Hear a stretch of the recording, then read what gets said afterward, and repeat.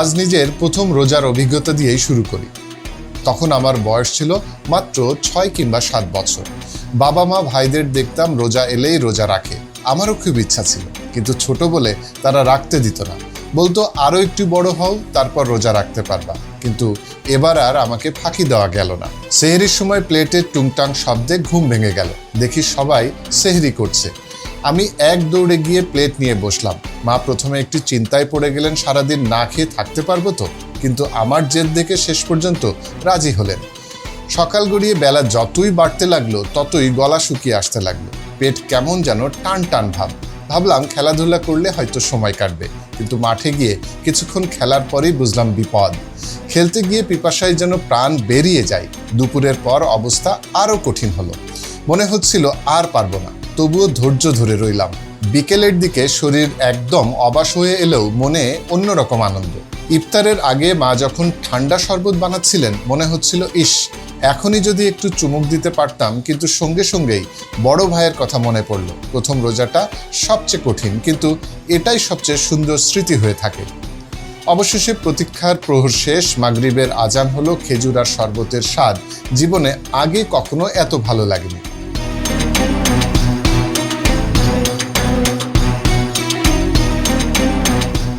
সবাইকে পবিত্র মাহে রমজানের শুভেচ্ছা। আমাদের সবারই ছেলেবেলায় এমন একটি গল্প আছে, তাই না? মুসলিম পরিবারে বেড়ে ওঠা প্রায় প্রতিটি শিশুর গল্পই রমজানের গল্প, বিশেষ করে কাছাকাছি। কিন্তু কখনো কি ভেবে দেখেছেন এই রোজার ইতিহাস শুরু কোথা থেকে? এটি যুগ যুগ ধরে চলে আসছে। সেই সৃষ্টির শুরু থেকে, অর্থাৎ আদম আলাইহিস সালাম থেকে এই পর্যন্ত রমজান প্রথা চলে আসছে।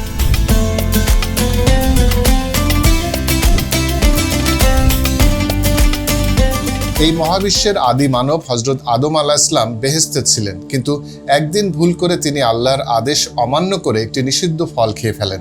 এ কারণে তাকে শাস্তি হিসাবে পৃথিবীতে পাঠিয়ে দেয়া হলো। পৃথিবীতে আসার পর হযরত আদম আলাইহিস সালাম বুঝতে পারলেন জান্নাতের সৌন্দর্য ও লাবণ্য আর তার মাঝে নেই। তিনি আল্লাহর কাছে কেঁদে কেঁদে ক্ষমা চাইলেন। তখনই মহান আল্লাহ রাব্বুল আলামিন আদম আলাইহিস সালামকে প্রতি চন্দ্র মাসের 13, 14 ও 15 তারিখ রোজা রাখার আদেশ দেন। এটি ছিল তার তওবা কবুলের অংশ। সেই থেকে আইয়ামে বীজ নামে 3 দিনের রোজার প্রচলন শুরু হয়। বুখারী শরীফে আব্দুল্লাহ ইবনু আমর ইবনুল আস রাদিয়াল্লাহু তাআলার বর্ণনা থেকে রোজার এই উৎপত্তি সম্পর্কে জানা যায়। আল্লামা ইবনে কাসির রহমতুল্লাহ রচিত তাফসিরে ইবনে কাসির বইয়ে আমরা পাই, হযরত নূহ আলাইহিস সালামের সময়ও রোজার প্রচলন ছিল। তিনি এতটাই ধার্মিক ছিলেন যে পবিত্র ঈদুল ফিতর এবং ঈদুল আজহার দিন ছাড়া সারা বছর রোজা রাখতেন। আর তার সময় থেকেই প্রতি মাসে 3 দিন রোজা রাখার নিয়ম ছিল। হযরত মুসা আলাইহিস সালাম যখন তুর পাহাড়ে আল্লাহর সঙ্গে কথা বলতে গিয়েছিলেন, তখন টানা 40 দিন রোজা রেখেছিলেন। আর বনি ইসরায়েলকে যখন ফেরাউনের হাত থেকে মুক্তি দেওয়া হয়, তখন থেকে সৃষ্টিকর্তার প্রতি কৃতজ্ঞতা প্রকাশের জন্য আশুরার দিনে রোজা রাখার প্রচলন শুরু হয়। এই আশুরার রোজাই পরবর্তী সময়ে ইসলামে গুরুত্ব পায়। মুসনাদে আহমেদের বর্ণনায় জানা যায়, নবীজি সাল্লাল্লাহু আলাইহি ওয়াসাল্লাম বলেন, তোমরা আশুরার দিনে রোজা রাখো, তবে এক্ষেত্রে ইহুদিদের সঙ্গে মিল না হওয়ার জন্য 10 তারিখের আগের দিন অথবা পরের দিন আরও একটি রোজা রেখে নিও। হযরত দাউদ আলাইহিস সালাম ছিলেন এক বিস্ময়কর নবী। তিনি শুধু নবী ছিলেন না, বরং ছিলেন এক মহান শাসকও। বুখারী মুসলিম শরীফের হাদিস অনুযায়ী হযরত দাউদ আলাইহিস সালাম একদিন পর পর রোজা রাখতেন, অর্থাৎ বছরের অর্ধেক দিনেই তিনি রোজা পালন করতেন। প্রিয় নবী হযরত মুহাম্মদ সাল্লাল্লাহু আলাইহি ওয়াসাল্লাম বলেছেন, আল্লাহর কাছে সবচেয়ে প্রিয় রোজা হলো দাউদ আলাইহিস সালামের রোজা। হযরত ঈসা আলাইহিস সালাম 40 দিন জঙ্গলে থেকে রোজা রেখেছিলেন, আর তার মা মরিয়ম আলাইহিস সালামও রোজা রাখতেন। পবিত্র কোরআনের সূরা মরিয়মে বলা হয়েছে, রোজা রাখলে মরিয়ম আলাইহিস সালাম কারোর সঙ্গে কথা বলতেন না। অর্থাৎ রোজা শুধু খাবার থেকে নয়, অহেতুক কথা বলা থেকেও বিরত থাকার শিক্ষা দেয়। এরপর আসে ইসলামের যুগ।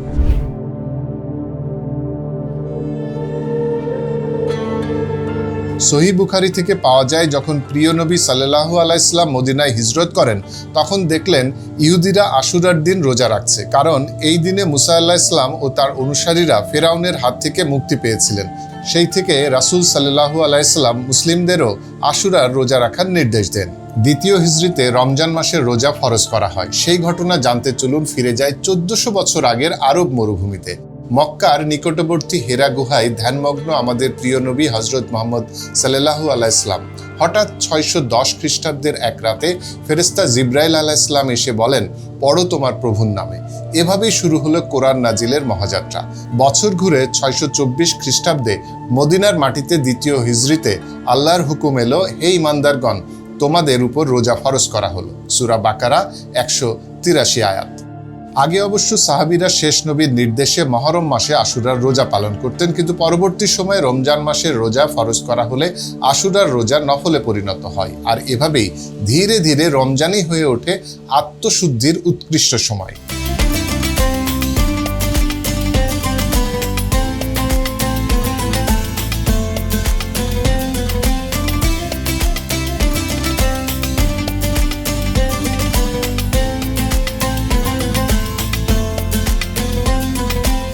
তারপর মক্কা থেকে মদিনা, এরপর 8ম শতকে এসে ধীরে ধীরে সারা বিশ্বের মুসলমানরা রোজা পালন শুরু করে।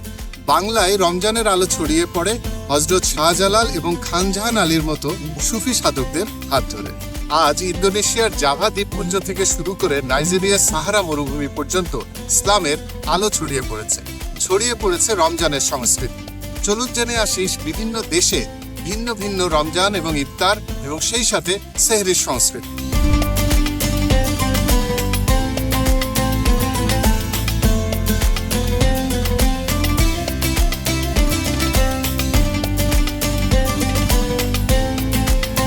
রমজানে বাংলাদেশের ঘরে ঘরে চলে নানা রকম ইফতারের আয়োজন। তবে ছোলা, মুড়ি, পেঁয়াজু, বেগুনি, হালিম, সমুচা, জিলাপি, শরবত ও নানা রকম ফলের প্রাধান্য থাকে বেশি। প্রতিটি শহর আর মফস্বলে বাহারি ইফতারের পসরা সাজিয়ে বসেন দোকানিরা। ঢাকার চকবাজারের ইফতার বিক্রি তো রীতিমতো বিখ্যাত হয়ে উঠেছে। ইদানিং অবশ্য শুধু ইফতার নয়, সেহরির আয়োজনেও কোনো কমতি নেই। বড় বড় হোটেল, রেস্টুরেন্টগুলোতেও মানুষ সেহরির জন্য হুমড়ি খেয়ে পড়ে। ইসলাম ধর্মের উৎপত্তি স্থল এবং প্রধান তীর্থভূমি সৌদি আরবের সংস্কৃতি আরও একটু ভিন্ন। রমজানে উৎসবের আমেজে সাজানো হয় বাজার, মসজিদ, এমনকি ঘর বাড়িও। ইফতারে সৌদিরা বেশ আয়েশি। সুগন্ধি বাসমতি চাল, মাংস আর বিশেষ সব মশলার সংমিশ্রণে মৃদু আঁচে রান্না করা আরব দেশগুলোর জাতীয় খাবার কাবসা তো থাকেই, পাশাপাশি বিরিয়ানি, কাবাব, সমুচা, স্যুপ সহ বিভিন্ন রাজকীয় খাবার ছাড়া তাদের চলে না।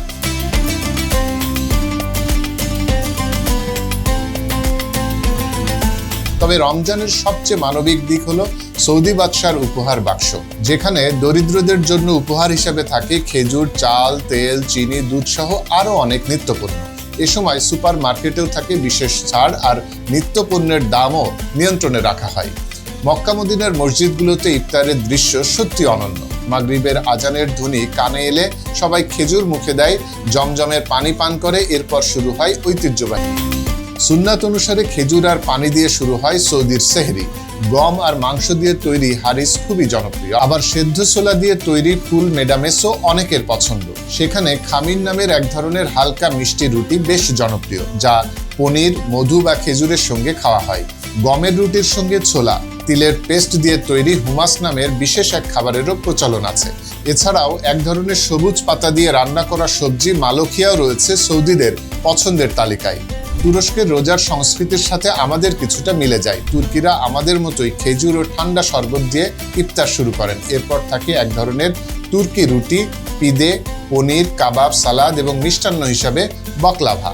সেহরিতে হালকা মিষ্টি স্বাদযুক্ত সিমিত রুটি তুরস্কে খুবই জনপ্রিয়। এটি বাইরে থেকে মচমচে আর ভেতরে তুলতুলে নরম। এছাড়া পনির, টমেটো, জলপাই থাকে নিয়মিত আইটেম হিসাবে। মধু দিয়ে টক দই ও বাদাম টার্কিশদের খুবই প্রিয় সেহরির খাবার। সেহরির পর ঐতিহ্যবাহী তুর্কি চা তো অনিবার্য পানীয়। তবে তুরস্কে রমজানের সবচেয়ে আকর্ষণীয় দিক হলো ড্রাম বাজিয়ে সেহরির জন্য জাগিয়ে তোলা। যারা এই কাজটি করেন তারা দাভুলজু নামে পরিচিত। শত শত বছর ধরে বড় কাঠের ড্রাম বাজিয়ে পুরো শহরকে সেহরির আহ্বান জানিয়ে আসছেন তারা। দাভুলজু এখন শুধু একটি পেশা নয়, বরং তুরস্কের রমজান সংস্কৃতির এক অপরিহার্য ঐতিহ্য।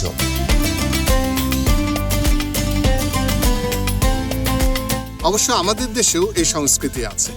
গ্রামাঞ্চল কিংবা শহর এলাকাগুলোতে কিশোর বা তরুণরা টিন বা ঘন্টা বাজিয়ে, এমনকি মাইকে হামনাদ শুনিয়েও সেহরিতে মানুষকে জাগিয়ে তোলার চেষ্টা করে। রমজান শেষে এলাকাবাসী তাদেরকে নিরাশ করে না, তাদের জন্য সম্মানীয় ব্যবস্থা রাখেন। এটি যুগ যুগ ধরেই চলে আসছে আমাদের দেশ। বিশ্বের যেসব দেশে সবচেয়ে বেশি মুসলমানরা বসবাস করে, এখন তাদের কথায় আসি।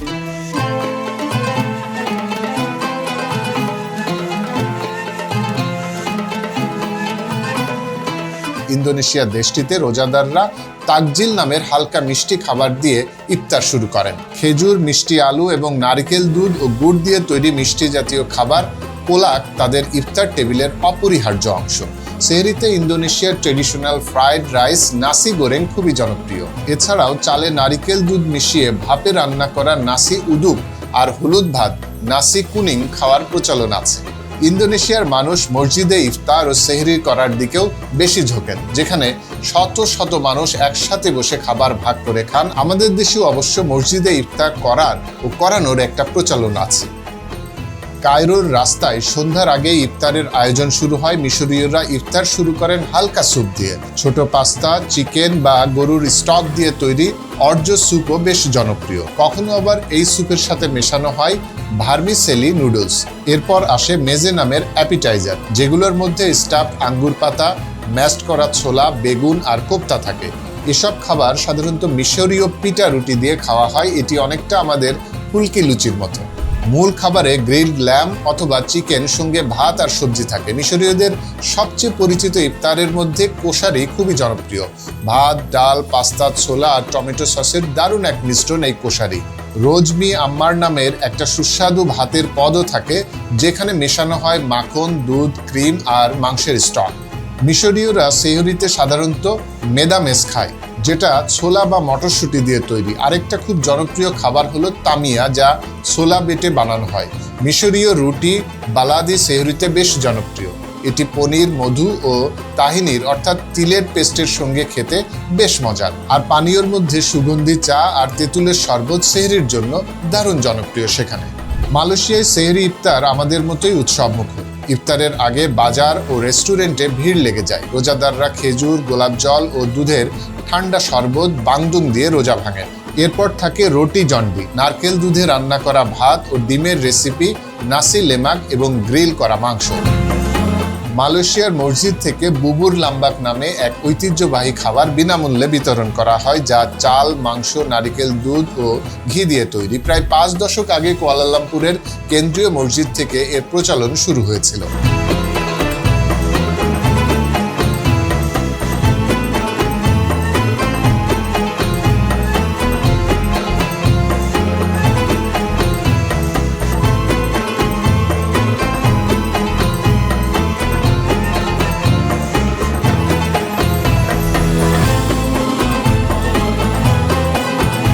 সেহরির জন্য নাসি সাহুর নামের এক ধরনের ভাত খাওয়া হয়। এটা ফ্রাইড হতে পারে, নারকেল দুধে রান্না করা হতে পারে বা সাধারণ সেদ্ধ ভাতও হতে পারে, যা বিভিন্ন সাইড ডিশের সঙ্গে পরিবেশন করা হয়।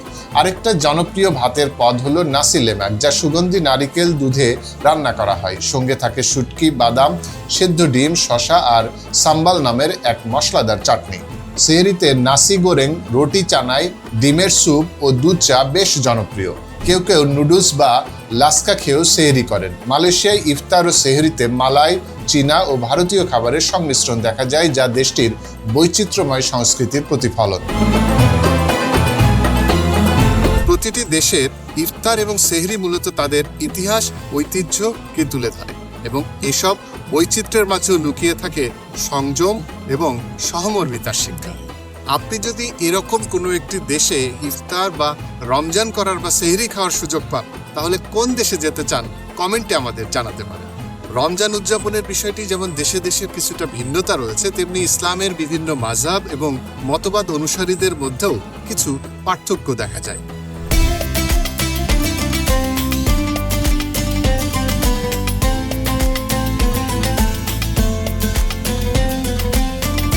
যেমন হানাফিরা 20 রাকাত তারাবি আদায়কে গুরুত্বপূর্ণ ইবাদত মনে করেন এবং প্রতি রাতে কোরআন তেলাওয়াত করেন। ইফতারে খেজুর ও পানি দিয়ে সুন্নাহ অনুসরণ করেন। আবার মালিকিরা মদিনার রীতির উপর বেশ গুরুত্ব দেন। ফজরের আজানের কিছুক্ষণ আগে সেহরি বন্ধ করাকে সুন্নাহ মানেন এবং দীর্ঘ কিরাতের মাধ্যমে তারাবি আদায় করেন। সাফাইরা মাযহাবের অনুসারীরা শেষ মুহূর্ত পর্যন্ত সেহরি গ্রহণকে সুন্নাহ হিসাবে দেখেন। তারা 20 রাকাত তারাবি আদায় করেন এবং ইত্তেকাফের প্রতি বিশেষ গুরুত্ব দেন। হাম্বালিরা ইবাদতের নিষ্ঠাকে সবচেয়ে বেশি প্রাধান্য দেন। কেউ 20 রাকাত, কেউ 8 রাকাত তারাবি আদায় করেন। সেই সাথে রমজানের শেষ 10 রোজায় ইত্তেকাফ পালন করেন তারা। অন্যদিকে জাফরিরা সূর্যের উপর ভিত্তি করে ইফতার ও সেহরির সময় নির্ধারণ করেন। তারা ফজরের কিছু আগে সেহরি শেষ করেন এবং মাগরিবের কিছু পরে ইফতার করেন। মাযহাব ভেদে পার্থক্য যতই থাকুক, সবার লক্ষ্য কিন্তু একটাই, মহান আল্লাহর সন্তুষ্টি অর্জন।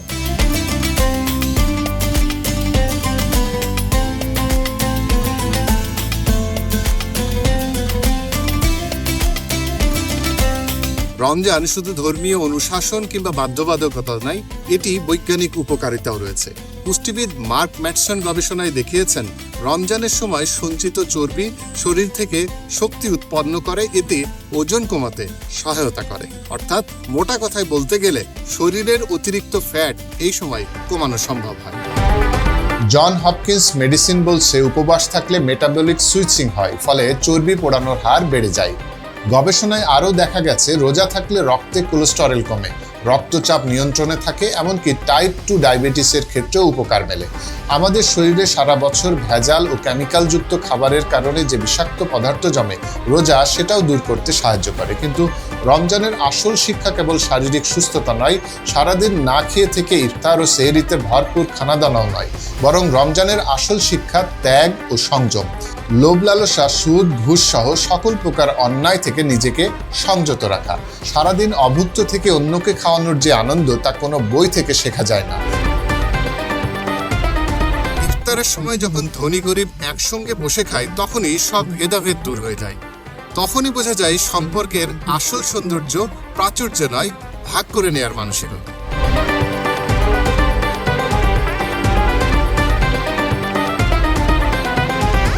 রমজান শেষে যখন আকাশে ঈদের চাঁদ ওঠে, তখন অন্যরকম এক আনন্দ। নতুন জামা, ভালো খাবার দাবার, সবাই মিলে ঈদের নামাজ। বলতে গেলে পুরো 1 মাসের সংযমের পর যেন আনন্দের উপলক্ষ। কিন্তু রমজানের আসল শিক্ষা কি? নিয়ন্ত্রণ, সহমর্মিতা, ক্ষমা আর বিনয়। তাই আসুন রমজান মাসে সঠিকভাবে রোজা পালন করি, আর শুধু 1 মাস নয়, সারা বছর রমজানের শিক্ষা হৃদয়ে ধারণ করি, পালন করি। ধন্যবাদ সবাইকে। সুস্থ থাকুন, ভালো থাকুন।